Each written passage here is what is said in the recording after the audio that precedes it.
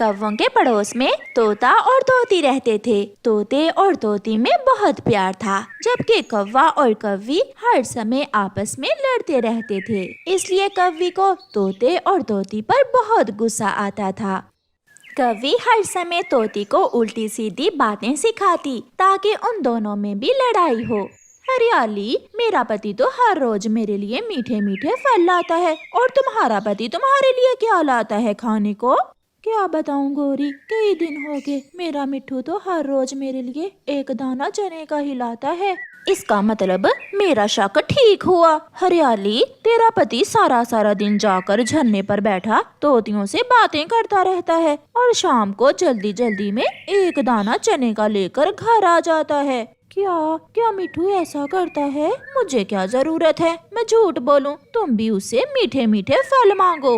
गौरी कौवी ऐसे तोती को उल्टे भाषण देकर वहाँ से चली जाती है। सुबह से फिर रहा हूँ, अभी तक कोई फल नहीं मिला। आज फिर मुझे अपनी पत्नी के लिए चने का दाना ही लेकर जाना होगा। तोता वो चने का दाना लेकर घर चला जाता है। फिर वही चने का दाना, ले जाओ इसे, आज मैं ये चने का दाना नहीं खाऊंगी। हरियाली, मैं थका हुआ हूँ, मैं सुबह से निकला, शाम को घर आया हूँ और घर आते ही तुमने उल्टी सीधी बातें शुरू कर दी हैं। मुझे अमरूद खाना है, मैं भूखी रह लूंगी मगर खाऊंगी तो अमरूद ही। जंगल में ठंड की वजह से सभी अमरूदों के पेड़ सूख गए हैं, अब बहार आएगी तो फिर ही अमरूद मिलेंगे। मुझे सब पता है, तुम सारा सारा दिन झरने पर जाकर क्या करते हो। अब सो जाओ, अगर मुझे भी गुस्सा आ गया तो बात बढ़ जाएगी। मिट्ठू बात को जाती करता है और सो जाता है। दूसरे दिन मिट्ठू तोता अपनी पत्नी को खुश करने के लिए सीधा जंगल की दूसरी ओर जाता है। वहाँ एक अमरूद के पेड़ पर उसे एक अमरूद मिल जाता है।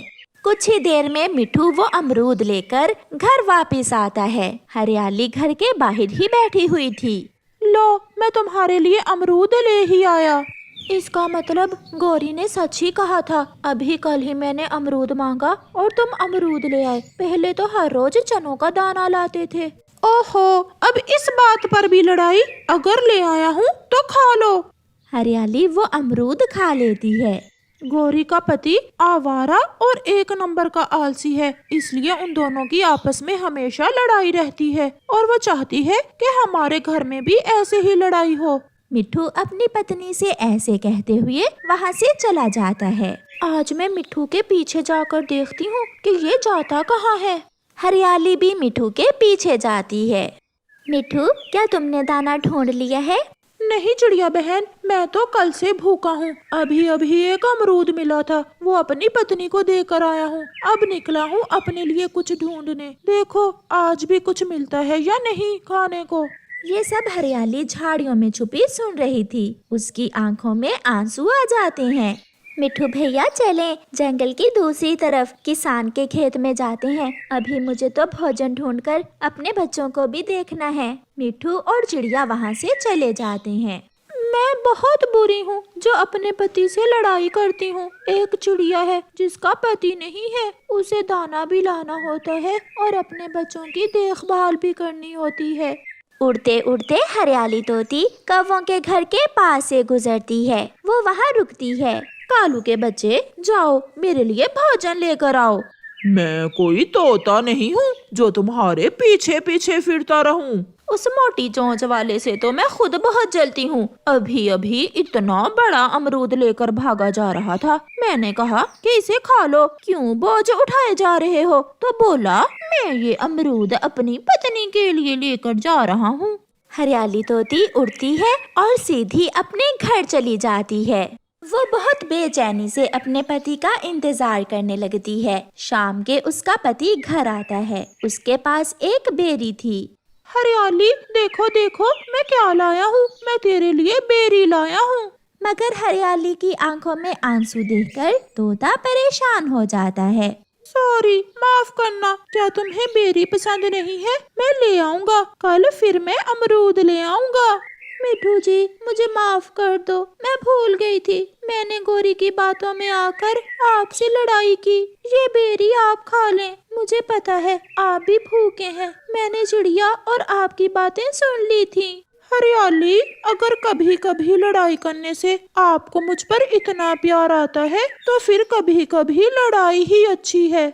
फिर वो पति पत्नी मीठी नींद सो जाते हैं। प्यारे दोस्तों, इस कहानी को लाइक, अपने दोस्तों के साथ शेयर और चैनल को सब्सक्राइब करना बिल्कुल मत भूलना। आपका धन्यवाद। सभी छोटे पक्षी दोस्त खेल रहे थे कि छोटा तोता फुटबॉल को किक लगाता है और उनका बॉल सीधा कौवों के घर जाकर गिरता है। छोटे मिट्ठू, ये तुमने क्या किया? गौरी आंटी बहुत डांटेंगी, अब वो बॉल वापस नहीं देंगी। जग्गू, जग्गू जाओ, तुम अपनी मम्मा से कहो कि बॉल वापस दे दें। मम्मा इस बात से बहुत चिढ़ जाती हैं, मुझे पता है।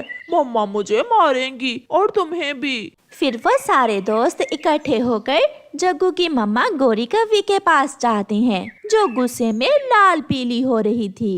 आंटी, हमारी बॉल आई है आपके घर। मम्मा, एक बार इन्हें वापस दे दें, फिर मैं अपने दोस्तों से कहूँगा कि दूर जाकर खेला करें। कल मेरा शीशा टूटा, आज मेरी टांग पर लगी है बॉल। चले जाओ यहाँ से, दफा हो जाओ सब। और सुनो जग्गू, चुपचाप घर जाओ, कोई जरूरत नहीं है इनकी सिफारिश करने की। मम्मा, वो मेरे दोस्त हैं, प्लीज मम्मा। मगर गौरी कव्वी जग्गू के एक जोर का थप्पड़ लगाती है। ये देखते ही दूसरे छोटे पक्षी वहाँ से भाग जाते हैं। मम्मा, गौरी आंटी बहुत गंदी है, उन्होंने हमारी बॉल वापस नहीं दी। बेटा कुकू, आप भी घरों के पास क्यों खेलते हो? मम्मा, कोई भी बड़ा बच्चों के जज्बात समझता ही नहीं। दूर खेलने जाए तो घर से दूर नहीं जाना, घरों के पास खेलें तो बॉल वापस नहीं करते। आखिर हम सब छोटे बच्चे जाएं तो कहाँ जाएं? अपने बेटे की ये बातें सुनकर मम्मा चिड़िया हंसने लगती है। आप सब छोटे बच्चे मिलकर अपना एक अलग देश बना लें, जहाँ बड़ों का दाखला मना हो। हंसते हुए कुकू कहता है। फिर तो मम्मा बहुत मजा आएगा। हम सब छोटे पक्षी देर रात खेला करेंगे। और जब भूख लगेगी तो फिर क्या करोगे? ये तो मैंने सोचा ही नहीं। फिर हम वापस बड़ों के जंगल आ जाया करेंगे।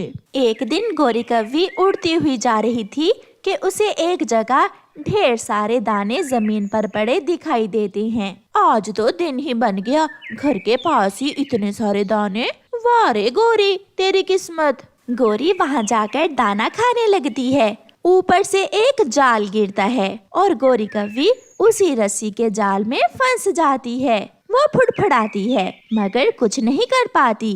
पीछे से उसका बेटा जग्गू कौवा भी वहाँ पहुँच जाता है।